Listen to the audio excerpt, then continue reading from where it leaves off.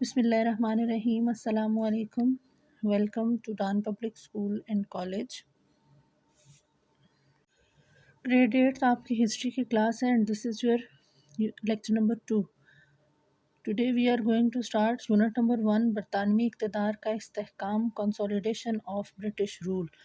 اب حکومت برطانیہ کی حکومت ہے جی ہندوستان پر، اور ہندوستان پہ اپنی حکومت کو مضبوط کرنے کے لیے، استحکام دینے کے لیے انہوں نے کیا کیا کام کیے، یہ ہم اس یونٹ میں پڑھیں گے. آج کا ہمارا ٹاپک ہے ایسٹ انڈیا کمپنی سے تاج برطانیہ کو انتقال اقتدار. ایسٹ انڈیا کمپنی کیا ہے پہلے ہم یہ پڑھتے ہیں، اور پھر انہوں نے کس طرح حکومت اقتدار یعنی کہ حکومت برطانیہ کو شفٹ کی ہے. ٹرانسفر آف پاور یہ آج کا ہمارا ٹاپک ہے. تو ایسا ہوتا ہے کہ 16ویں صدی میں یورپی اقوام نو آبادیاتی حکمت عملی اپناتی ہیں. نو آبادیاتی حکمت عملی کیا ہوتی ہے جی؟ نو آبادیاتی حکمت عملی کے تحت طاقتور ممالک کمزور ممالک میں تجارت کی غرض سے جاتے تھے اور وہاں پر جا کر اپنا قبضہ قائم کرتے تھے. اب یہی نو آبادیاتی حکمت عملی یورپی اقوام میں کون کون سے ممالک ہیں؟ انگلینڈ ہے، برطانیہ ہے اور ہالینڈ ہے. یہ لوگ جو ہے انگلینڈ ہے، فرانس ہے اور ہالینڈ ہے. برطانیہ، انگلینڈ یا انگلستان ایک ہی ملک کا نام ہے. یہ لوگ جو ہیں، یہ ممالک جو ہیں، یہ ہندوستان کا رخ کرتے ہیں کس سلسلے میں؟ تجارت کے لیے. ٹھیک ہے جی. اسی زمانے میں جو یورپی سیاح ہیں وہ یورپ اور ہندوستان کے درمیان میں سمندری راستہ بھی دریافت کر لیتے ہیں. ٹھیک ہے جی.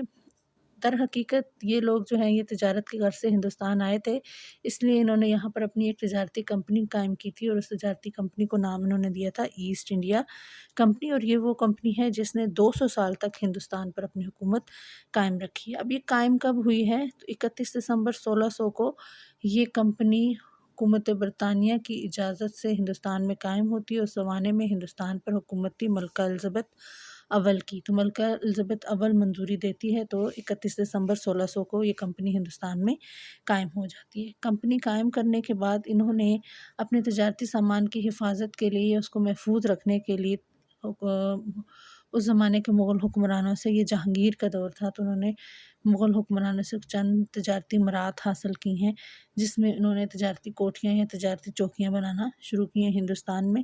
تو 1610 اور 1611 میں سب سے پہلے انہوں نے تجارتی کوٹھیاں بنائی ہیں. کہاں پر؟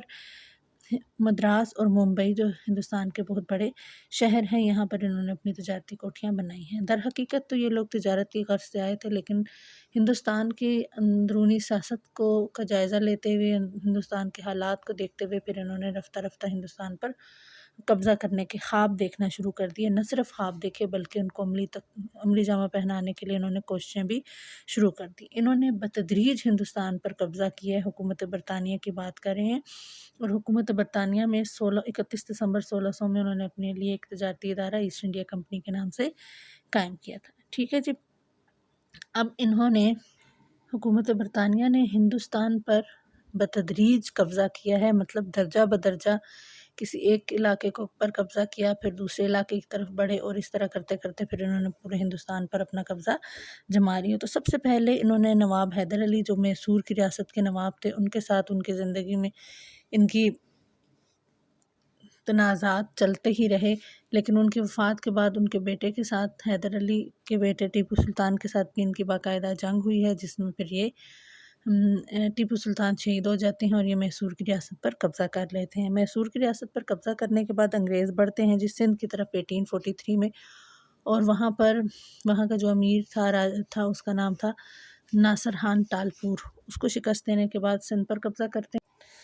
1843 میں 1843 میں سندھ کے حکمران ناصر خان ٹالپور کو شکست دینے کے بعد، سندھ پر قبضہ کرنے کے بعد یہ پنجاب کی طرف بڑھتے ہیں، اور پنجاب میں اس وقت سکھوں کی حکومت تھی. تو 1849 کو یہ سکھوں کو بھی شکست دینے کے بعد پنجاب پر قبضہ کر لیتے ہیں. اس کے بعد ریاست اودھ کی طرف بڑھتے ہیں. 1856 میں 1856 میں یہ وہاں پر بھی قبضہ کرتے ہیں، اور اب تقریباً پورے ہندوستان پر ان کا قبضہ ہو چکا ہے. لہٰذا اب ہندوستانیوں کو احساس ہوتا ہے کہ بھئی یہ تو تجارت کی غرض سے آئے تھے، تو انہوں نے تو ہمارے پورے ملک پہ قبضہ کر لیا. لہٰذا ہندوستانیوں نے، یاد رکھیے گا، ہندوستانیوں نے انگریزوں کے خلاف ایک فیصلہ کن جنگ لڑی ہے، جسے تاریخ میں جنگ آزادی کے نام سے یاد کیا جاتا ہے. جنگ آزادی 1857 کو ہندوستانیوں نے انگریزوں کے خلاف لڑی، لیکن انگریز جو ہے وہ اس جنگ میں کامیاب ہو گئے اور ہندوستانی جو ہے وہ اس جنگ میں ہار گئے۔ چونکہ اب انگریز جنگ جیت چکے ہیں، لہٰذا انہوں نے پورے ہندوستان پر حکومت کرنے کا آغاز کر دی ہے۔ اب پہلے جو ہندوستان پر حکومت برطانیہ ایسٹ انڈیا کمپنی کے ذریعے سے ہندوستان پر حکومت کر رہی تھی، اب ایسٹ انڈیا کمپنی کا باقاعدہ خاتمہ ہو گیا ہے اور ہندوستان پر حکومت برطانیہ کی حکومت شروع ہو گئی ہے۔ چونکہ ہندوستان پر اب باقاعدہ طور پر حکومت برطانیہ کی حکومت قائم ہو گئی ہے، لہٰذا اپنی حکومت کو ہندوستان پر قائم کرنے کے لیے وقتاً فوقتاً مختلف قوانین یہ ہندوستان میں بھیجتے رہے ہیں، آئین بھیجتے رہے ہیں۔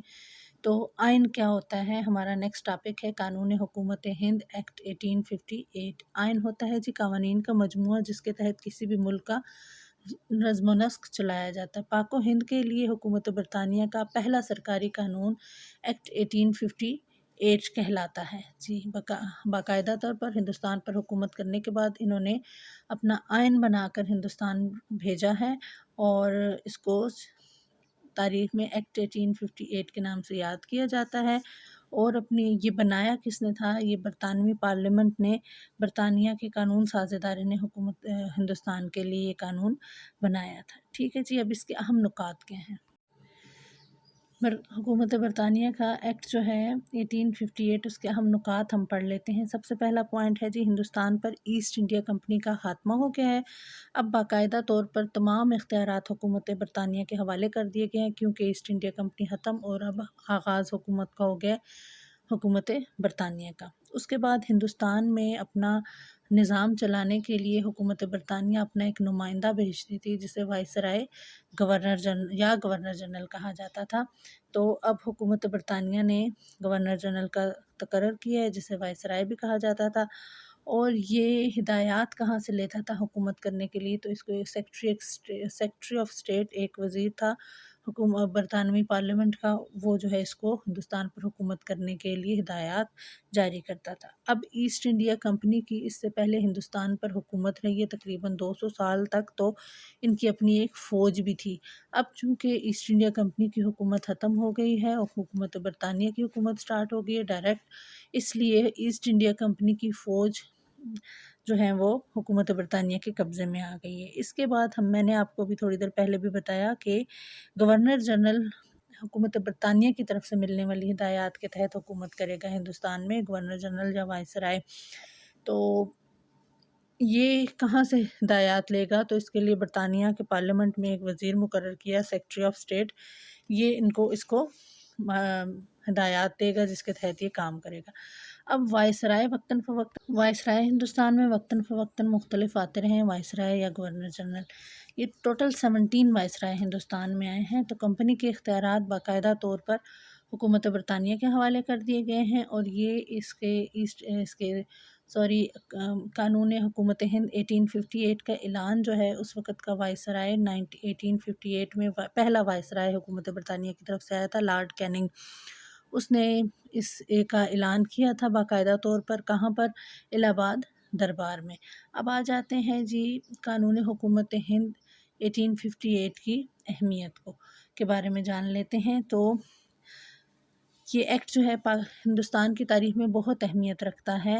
اس کی وجہ کیا ہے؟ اس کی وجہ یہ ہے کہ اس ایکٹ کے ذریعے سے ایسٹ انڈیا کمپنی کی تقریباً 200 سالہ حکومت کا خاتمہ ہوتا ہے ہندوستان پر، 200 سالہ حکومت کا خاتمہ ہوتا ہے، اور اسی کے ذریعے سے پاک و ہند پر انگریزوں نے براہ راست تاج برطانیہ کو اقتدار قائم کیا۔ حکومت برطانیہ نے اسی ایکٹ کے تحت ہندوستان پر اپنی حکومت کا آغاز کیا ہے، اور تقریباً 90 سال تک یہ حکومت ہندوستان پر قائم رہی ہے۔ امید ہے کہ آپ کو پورا ٹاپک سمجھ آ گیا ہوگا۔ یہ آپ کی کتاب کے پیج نمبر 2، 3 اور 4 پہ یہ ٹاپک موجود ہے، آپ نے اپنی کتاب پر سے بھی اس کو اسٹڈی کر لینا ہے۔ 8th class, let's move to the homework. Homework آپ کا یہ ہے کہ پیج نمبر 2، 3، 4 کی آپ نے ریڈنگ کرنی ہے، اور آبجیکٹو کتاب کے اوپر ہی آپ نے بنانے ہیں، پلس قانون حکومت ہند 1858 کے اہم نکات آپ نے اپنی اسائنمنٹ فائل پہ لکھنے بھی ہیں اور ان کو یاد بھی کرنا ہے، اور رائٹنگ رولز کو فالو کر کے اپنی اسائنمنٹ فائل پہ آپ نے پیارا پیارا کام کرنا ہے اور اس کا ریکارڈ رکھنا ہے. جب آپ اسکول آئیں گے تو آپ کا یہ سارا کام چیک کیا جائے گا. Thank you very much.